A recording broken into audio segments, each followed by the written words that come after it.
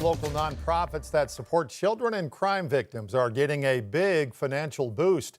Arkansas's governor has announced more than $15 million in community assistance grants to help organizations across the state keep their doors open and those services running. 5 News reporter Laura Castleman tells us where locally this money is going. That's right. The money is heading to 40 nonprofits across Arkansas.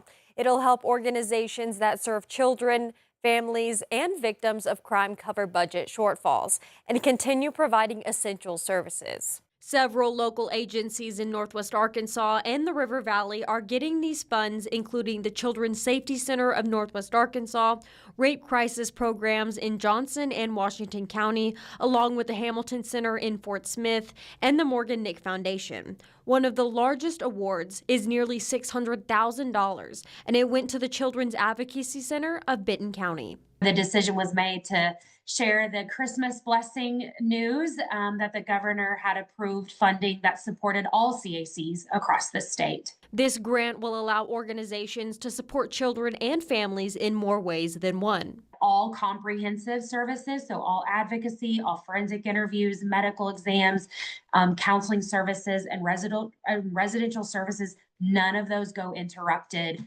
at this time. In her statement, Governor Sanders said in part, while these grants can only meet a portion of that demand, we are excited to see the progress that comes from organizations that are receiving funding. We hope to fund different projects that help change lives and lift Arkansans up through this program in future years. The Hamilton Center and the Morgan Nick Foundation told 5 News, I can state that the $315,000 two-year community assistance grant will have a meaningful impact in offsetting the $700,000 shortfall and will provide a critical time to identify additional funding solutions. And this investment is far more than funding. It's a powerful statement that Arkansas will never waver in its fight for the safety, dignity, and protection of our children, empowering the foundation to stand beside families in their darkest hours, hold predators accountable, and bring hope to those facing unimaginable pain.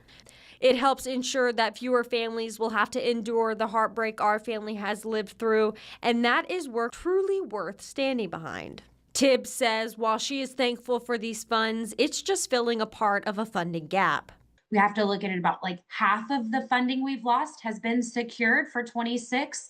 And with the commitment we've already received from our county, we still have around $200,000 in cuts that we need to seek solutions for. We already work really diligently to steward our resources well and not overspend or overhire.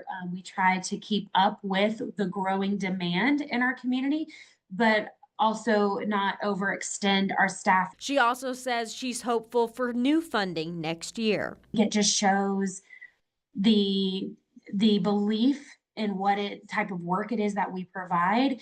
And while this is just incredible blessing, it is a one-time thing. Governor Sanders says this program is just the start, with plans to support even more projects in the years ahead. Funding will begin rolling out this January. Laura Castleman, 5 News.